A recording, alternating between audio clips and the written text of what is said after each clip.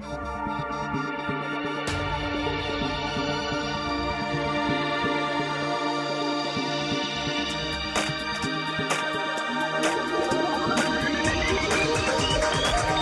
everyone, and welcome to Fluffy Reviews. Danganronpa.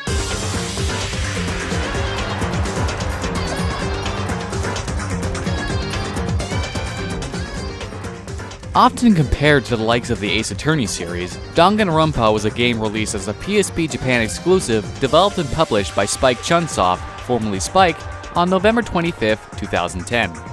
The game was later ported to iOS and Android OS devices on August 20th, 2012. The game has received 2 manga adaptations and a television anime adaptation by Lurke, which began airing from July 4, 2013, being simulcast by Funimation.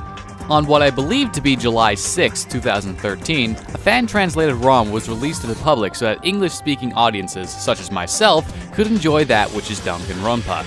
The game was announced to have released outside of Japan as Danganronpa Trigger Happy Havoc for the PlayStation Vita in early 2014. Danganronpa is a murder mystery visual novel and is often compared to the likes of Ace Attorney simply because of the sharing elements of its gameplay. But I think it also takes elements from Persona games as well, specifically the social elements. Combining the visual novel, Ace Attorney, and Persona elements together is pretty much what I see as Danganronpa. Now, as usual, before I get into reviewing the game, let me lay down the categories and the points they are worth, equaling up to 10 points.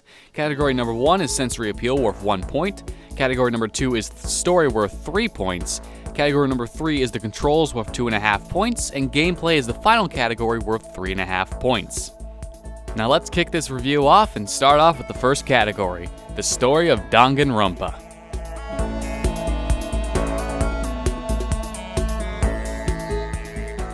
As mentioned before, Danganronpa is a murder mystery type of story, and I'm going to stop right there.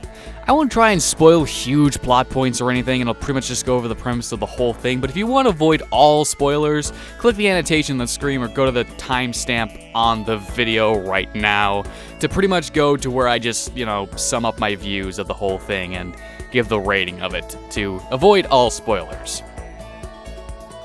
I assume if you're still here, that means you're fine with getting potential spoilers and, blah blah blah. Anyway, let's actually get into it now.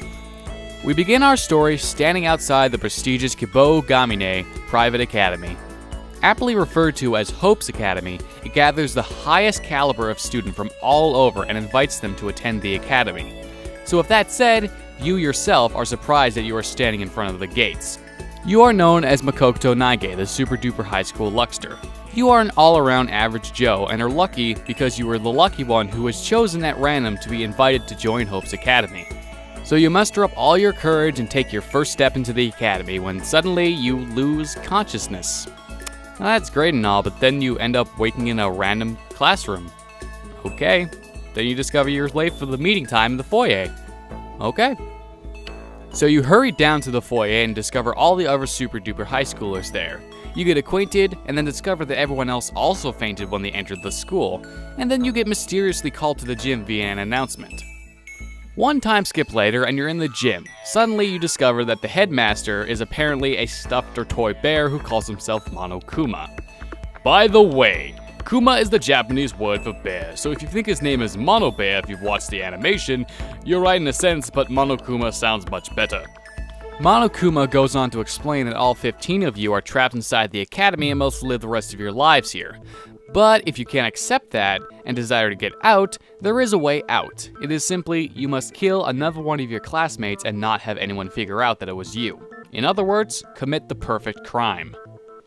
I won't explain any more of the story, but that's the basic introduction and premise to how Danganronpa will play out. Danganronpa, I thought, presented its story extremely well in most regards. It had this nice mix of plot twists that I could see coming, but also ones that I was unable to see coming and came as a shock. I find this to be personally a compelling story experience, because I become entranced by the story and keep wanting to see if what I think is the truth will happen, or if I'll be pleasantly surprised. It keeps me in suspense, waiting for what will happen. The story has great twists, excellent atmosphere, a nice variety of characters and interactions, and an ability to get to know characters a little better via social links. I use social links loosely because they're not really as fleshed out or as well done as in Persona. In fact, you could probably argue that social links are probably the weakest part of Danganronpa.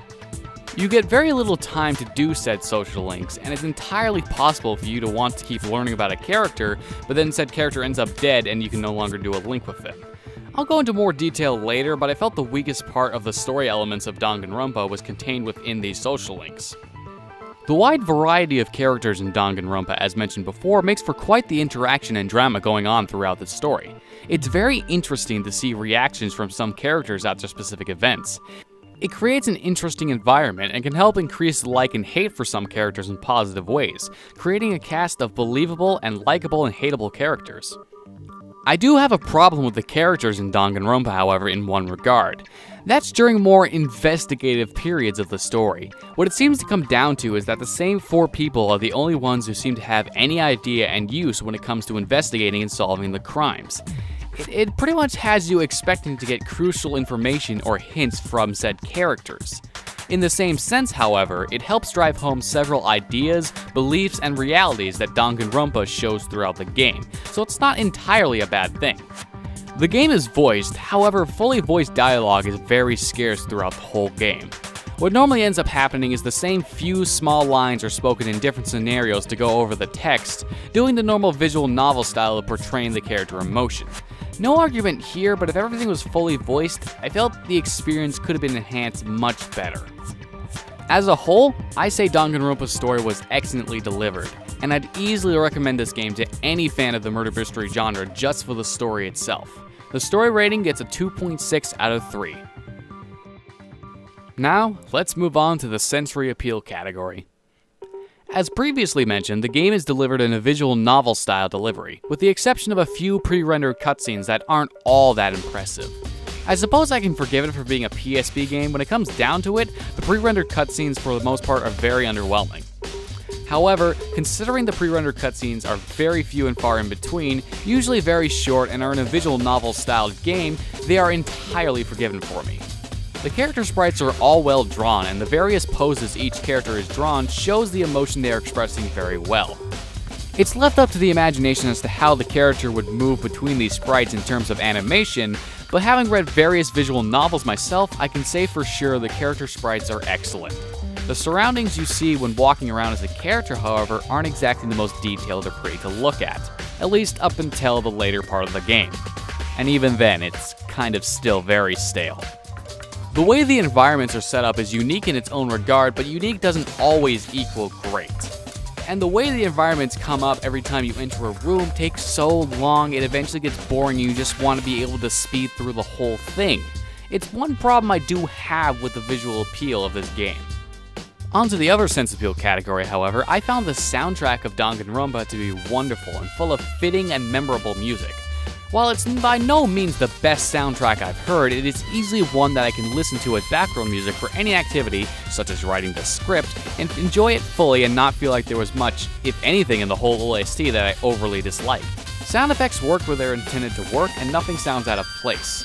There wasn't a single voice actor whose voice or voice acting made me want to punch a wall out of annoyance. As a whole, for a visual novel style, Danganronpa makes a great delivery in the sensory appeal category and scores almost no negatives for me as a whole. Sensory appeal is a 0.9 out of 1. The controls for Danganronpa are quite varying in a sense, but at the same time, there isn't much variation at all. Moving around is probably going to be the thing you do the most, but it's easily the least important control of the whole game. What's going to be the biggest thing you'll have to learn is controlling the cursor on the screen. Doing things like aiming at different objects to interact and investigate things, initiate conversation with people, or during a trial to do a variety of different things. While outside of the trial, the cursor doesn't move at all. It has a tendency to be a little stiff and hard to get used to at first, especially during investigation times. You'll be trying to look at something like evidence, but then the cursor moves by itself onto something you didn't want to. This is where changing the angle of your point of view using the left and right buttons comes into play. Sometimes new pieces of evidence or new things to interact with can be made visible by altering the point of view of the room you're in. Inside of a trial, however, the cursor has a natural drift that can make aiming the cursor more difficult in a different way. While you can acquire skills to reduce the drift and make aiming easier, it might be a little difficult at first to get used to the cursor controls in both outside and inside the trial parts of the game. But they're by no means terrible. It only took me about 20 minutes of playtime in each session to really get used to it. Besides the cursor and moving, there are very few other controls you need to get used to besides pressing a few buttons here or there or making the selection from a list. Thus, once you finally get used to the controls, it's safe to say that Danganronpa has some solid, but initially sloppy controls. That's really all there is to say about the controls. Control rating is a 2 out of 2.5. And now for the final category of this review, the gameplay. As mentioned before, Danganronpa is often compared to the likes of the Ace Attorney series, and for good reason. It shares many elements with that of the Ace Attorney games. At the same time, however, I also feel it shares elements with Persona games as well, also previously mentioned. The shared element with Persona is that of the social link. After all these 4 story events, you'll eventually get something known as free time. When free time rolls around, you can either spend your time in bed like a lazy ass, or you can go outside and do a social link with one of your fellow classmates. As I mentioned previously, I felt the social link aspects of the game were the weakest part. You hardly get any time at all to get to know the character more, and there are so many characters to begin with that there's no way you'll get an entire link done unless you focus solely on it. Even then, it's likely that you may not be able to complete it because that person might end up dead beforehand. The social link's only real goal beyond learning more about a character is to acquire skills and SP points for the trials. The skills you get from these links are such things as increasing your influence gauge, which will allow you to make more mistakes, or decreasing the cursor drift to get a more accurate shot. Each skill will require SP to use, so acquiring those from your social links will allow you to have more skills in use going into a trial. So as much as you may want to get every skill available, it might be better to go for a social link you've already gotten the skill from to get the SP points. Off of the social link elements, let's talk about the other elements of the gameplay, specifically the ones compared to the Ace Attorney series. Just like in the Ace Attorney series, when a murder has been committed, you must search through the crime scene and various other places to find evidence to be used in the upcoming trial to determine the murderer. This is done in the same way as Ace Attorney by bringing the cursor over objects and people of interest and investigating them for clues and evidence. Once all the evidence has been found, it's time for the trial. And this is where things start to differ from Ace Attorney. While in Ace Attorney the trial gameplay revolves around gathering information and presenting contradicting evidence, in Danganronpa there are several different mini-games that are played during the trials. For example, the non-stop debates. Each minigame has an explanation as to how they work, and as the game progresses, they often have new elements added to each of them, so I won't really bother explaining each one in great detail. However, I will go over them. The non-stop debates are basically like Danganronpa's version of Find the Contradiction. You have to load the correct evidence and fire at the correct yellow testimony to point out the contradiction and continue the trial. Machine gun talk battles, if you ask me, are the most fun parts of the trial. Even if all it is pressing buttons in time with a tempo, I find myself wanting to keep playing machine gun talk battles over and over.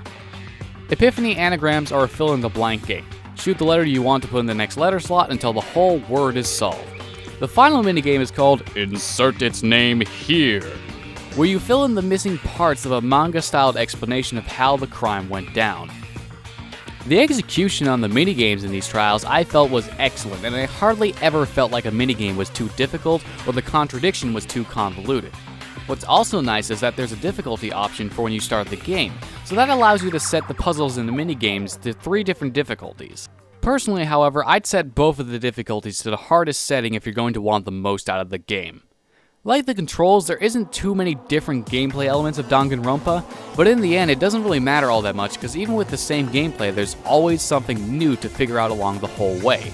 That, like Ace Attorney, is where Danganronpa shines. The only real complaint I might have is that it might lack replay value to some. I say that because once you've played through the game, you already know everything and can't have the same experience with solving the puzzles you've already solved before. However, that's just in the gameplay aspect of the trials and investigation. There is still re-experiencing the story and doing different social links to characters you may not have had the chance to chat to or never actually chatted with to help you with replayability. Overall though, I give the gameplay rating for Danganronpa a 2.8 out of 3.5. And of course, that means the overall rating for Danganronpa is an 8.3 out of 10. Anyone who is a fan of the Ace Attorney series, a fan of murder mystery novels, visual or otherwise, or a fan of Persona to an extent should definitely try out this game. I for one know when it gets its release outside of Japan, I'm going out and getting a copy for my Vita to support Spike Chunsoft for making this game. For anyone who's interested in playing the game for now, as I did mention, there was a fan translator ROM recently released that is playable on PSP emulators. This is what I use to play the game. If enough people want it, I can put the link to the paste bin I used to download the emulator I used and the ROM itself in the description. I personally recommend PPSSPP as your choice of emulator. I felt it was the most user-friendly and the most stable one of all the emulators I tried.